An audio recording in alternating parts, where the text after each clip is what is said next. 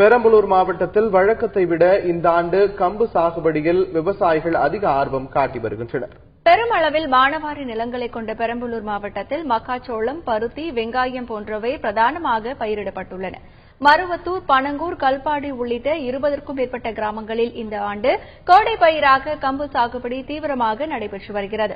குறைந்த நீர்வளம், மண்வளம் உள்ள இடங்களில் கம்பு செழித்து வளரக்கூடியது என்பதாலும் சாகுபடி செலவு குறைவு என்பதாலும் கம்பு சாகுபடியில் ஆர்வம் காட்டுவதாக விவசாயிகள் தெரிவித்துள்ளனர்.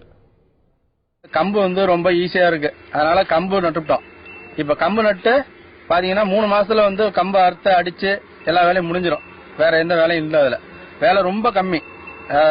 நஞ்ச ஓட்டுறதுக்கும் இதுக்கும் பாத்தீங்கன்னா அது 6 மாசத்துக்கு பயிர் பண்ணும். இது 3 மாசத்துல பயிரை முடிச்சு வீட்டுக்கு கொண்டு வந்துருவோம். தண்ணி பாத்தீங்கன்னாக்கா அது டெய்லியும் தண்ணி விடணும். இது அப்படி இல்ல, 15 நாளைக்கு ஒரு தண்ணி அடிச்சோம்னா போதும். கம்பு தானியமாக மட்டுமில்லாமல் கால்நடை தீவனமாகவும் சத்து குறைபாட்டை போக்கும் சிறந்த உணவாகவும் பயன்படுகிறது. தற்போது கம்பு ஒரு மூட்டை 1200 ரூபாயிலிருந்து 1700 ரூபாய் வரை விற்கப்படுகிறது. சந்தையில் மவுசு அதிகரித்துள்ளதும் கம்பு சாகுபடி அதிகரிக்க காரணம் என்று கூறப்படுகிறது.